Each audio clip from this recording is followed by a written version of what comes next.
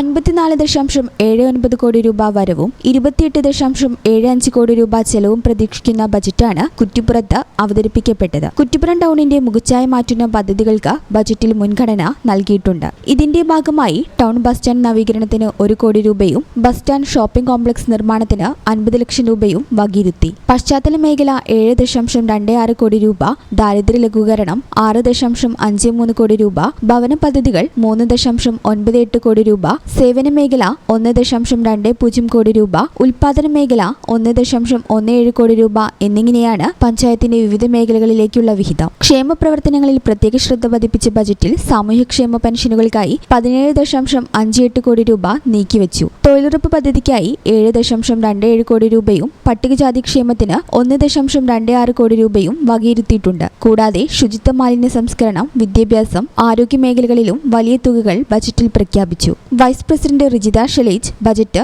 അവതരിപ്പിച്ചു. പ്രസിഡന്റ് അബ്ദുള്ളക്കുട്ടി ആമുഖ പ്രഭാഷണം നടത്തി. പാറക്കൽ ബഷീർ, നസീറ പറത്തൊടി, അഹമ്മദ് കുട്ടി ചെമ്പിക്കൽ, സയ്യിദ് പൂക്കോയ സഖാഫ് തങ്ങൾ തുടങ്ങി ഭരണപ്രതിപക്ഷാംഗങ്ങൾ ചടങ്ങിൽ സംബന്ധിച്ചു. ബജറ്റിന്മേലുള്ള വിശദമായ ചർച്ച വരും ദിവസങ്ങളിൽ നടക്കും. ക്ഷേമ പദ്ധതികൾക്കായി ഏറ്റവും കൂടുതൽ നമ്മൾ കുറ്റിപ്പുറം പഞ്ചായത്ത് മുൻഗണന നൽകിയിട്ടുള്ളത് ദാരിദ്ര്യ ലഘൂകരണത്തിനും പിന്നെ എല്ലാ മേഖലയിലേക്കും മുൻതൂക്കം കൊണ്ടു തന്നെയാണ് നമ്മുടെ ബജറ്റ് ഇത്തവണ അവതരിപ്പിച്ചിട്ടുള്ളത്. നമുക്ക് ബസ് സ്റ്റാൻഡ്, ഷോപ്പിംഗ് കോംപ്ലക്സ്, പിന്നെ ഒട്ടനവധി വിവിധ വാർഡുകളിൽ നിന്നുള്ള വികസന പ്രവർത്തനങ്ങളും കുടിവെള്ളം മുൻതൂക്കം കൊടുക്കുന്നുണ്ട്. ഭവന പദ്ധതികൾ ഇതെല്ലാമാണ് നമ്മൾ മുൻതൂക്കം നൽകുന്നത്.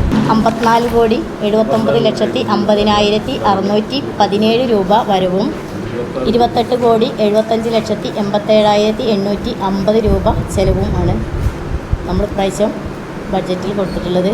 പദ്ധതി ചെലവ് കുറവാണ് കേട്ടോ. ചെലവാണിത് എന്ന് വെച്ചിട്ടുണ്ടെങ്കിൽ വരവും ചെലവും കഴിച്ചിട്ടുള്ളത് നീക്കി ബാക്കിയുള്ള മിച്ച ബജറ്റാണ് 26,03,62,767 രൂപ. പദ്ധതി ചെലവ് കുറയും. നമ്മൾ ഈ ഭരണസമിതി വന്നതിന് ശേഷം ആദ്യത്തെ ബജറ്റാണ്, ജനകീയ ബജറ്റായിട്ടാണ് നമ്മളിത് കാണുന്നത്.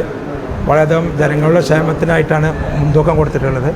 വികസന കാര്യങ്ങൾ എടുത്തു പറയുമ്പോൾ ടൗണിലെ ഷോപ്പിംഗ് കോംപ്ലക്സ്, ടൗണിലെ റോഡുകൾ, അതേപോലെ നമ്മളെ പിന്നെ ഡ്രെയിനേജുകളൊക്കെ ആയുഷ് പദ്ധതിയിലേക്ക് മാറ്റാനുള്ള ഫണ്ടുകളൊക്കെ വകയിരുത്തിയിട്ടുണ്ട്. ഷോപ്പിംഗ് കോംപ്ലക്സ് പൊളിച്ച് പുതിയ ആധുനിക രീതി സജ്ജീകരിച്ച ലിഫ്റ്റ് അടക്കമുള്ള പദ്ധതിക്ക് രൂപം നൽകിയിട്ടുണ്ട്. അതിന് തുടക്കത്തിൽ 1 കോടി രൂപ ഇനീഷ്യൽ പേയ്മെൻ്റ് ആയിട്ട് അതിന് മാറ്റിവെച്ചിട്ടുണ്ട്. വാർഡുകളിലൊക്കെ ജനങ്ങളുടെ ഉന്നമനത്തിന് വേണ്ടിയിട്ട് വളരെയധികം പദ്ധതികൾ ഈ ബജറ്റിൽ നമ്മൾ അവതരിപ്പിച്ചിട്ടുണ്ട്. വളരെയധികം ഫണ്ടുകൾ വാർഡുകളിലേക്ക് നീക്കി വെച്ചിട്ടുണ്ട്. കോടിക്കണക്കിന് രൂപയുടെ ഫണ്ടുകൾ ജനങ്ങളുടെ വികസനത്തിന് വേണ്ടിയിട്ട്, അടിസ്ഥാന സൗകര്യങ്ങൾക്ക് വേണ്ടിയിട്ടൊക്കെ മാറ്റിവെച്ചിട്ടുണ്ട്. കുടിവെള്ള പ്രശ്നം നമ്മുടെ മുന്നിൽ മുഖ്യമായ വിഷയമാണ്. ശാശ്വതമായി പരിഹരിക്കുന്ന രീതിയിലേക്ക് ഫണ്ടുകൾ ഉതകുന്ന രീതിയിലേക്ക് പദ്ധതികൾ രൂപീകരിച്ചിട്ടുണ്ട്. മൊത്തത്തിലെടുത്ത് നോക്കുമ്പോൾ ജനകീയമായ ബജറ്റാണ്. ജനങ്ങളുടെ ഉന്നമനമാണ് പൊതുവായിട്ട് ഈ പഞ്ചായത്ത് ഭരണസമിതി ആഗ്രഹിക്കുന്നത്. ഈ channel news Kuttippuram. BSc optometry ഒരു പ്രൊഫഷണൽ കോഴ്സാണ്. ഇതൊരു പ്രാക്ടിക്കൽ ഓറിയന്റഡ് കോഴ്സും കൂടിയാണ്. ക്ലാസ്സിൽ പഠിക്കുന്നതിനേക്കാൾ ക്ലിനിക്കൽ എക്സ്പോഷർ കൂടുതൽ വേണ്ടൊരു മേഖലയും കൂടിയാണ്. അൽസലാമ ഐ ഹോസ്പിറ്റലിൽ ആവശ്യത്തിലധികം ക്ലിനിക്കൽ എക്സ്പോഷർ നമുക്ക് ലഭിക്കുന്നുണ്ട്. അതുകൊണ്ട് തന്നെ വേഗത്തിൽ പഠിക്കാൻ പറ്റുന്നു, എല്ലാം മനസ്സിലാക്കാനും പറ്റുന്നു. We are very happy to be the part of Al Salama Optometry College.